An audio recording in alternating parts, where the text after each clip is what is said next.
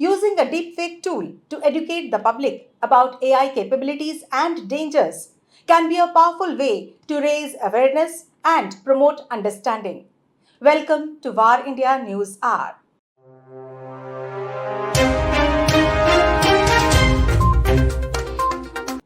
Deepfake tool allows users to create a simple deepfake using pre-selected video and audio clips. This will help them understand the process and the ease with which deepfakes can be made. It will teach how to spot the deepfake and will provide a series of videos and challenge users to identify which ones are deepfakes and which ones are real. It offers explanations and tips on how to spot deepfakes. Civ AI, a non-profit organization dedicated to building a concrete understanding of AI capabilities and dangers, has launched Civ AI's Deepfake Sandbox. This innovative, free public tool allows anyone to create an image deepfake of themselves and learn more about generative AI in under 30 seconds. Created with publicly available software, Civ AI's Deepfake Sandbox provides users with a unique opportunity to experiment with high quality deepfakes and gain a deeper understanding of the risks generative AI poses to democracy, media integrity, cybersecurity, and more. The company claims AI is going to hit society like a truck, and people have a right to know. If you have never seen a good deep fake, watched AI generated a personalized phishing email in real time, or heard a voice clone of a loved one asking you for money, it's hard to imagine just how far the technology has come. Our goal is to expose more people to AI and deepfakes in a way that makes clear the fundamental issues we face as it spreads and improves, a spokesperson from the company said.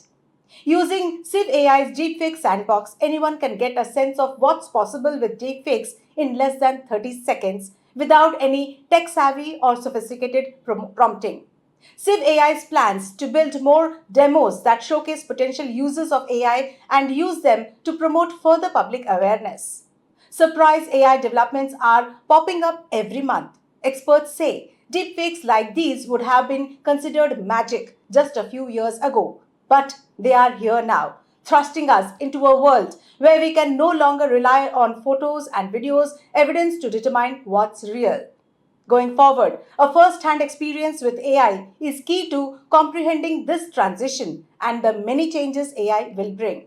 Let's look into today's headlines. Apple to reportedly assemble iPhone 16 Pro and Pro Max models in India this year. Apple will reportedly assemble the top of the line Pro and Pro Max models of its upcoming iPhone 16 series in India for the first time through its partner Foxconn. This is as part of its plan to bolster its manufacturing presence in the country and diversify production beyond China. Apple has also announced a 3 to 4% price reduction across its entire iPhone lineup, marking the first time the tech giant has cut prices for its Pro models. This price drop translates to saving of between rupees 5,100 and rupees 6,000 for customers purchasing Pro or Pro Max models. Additionally, the iPhone 13, 14 and 15 will see a modest price reduction of rupees 300 while the iPhone SE will become rupees 2,300 cheaper. Intel Xeon CPUs and other hardware to enable broadcast of Olympic Games Paris 2024. As the official worldwide AI platform partner of the Olympic and Paralympic Games Paris 2024, Intel will introduce new innovative AI experiences based on the company's hardware and software.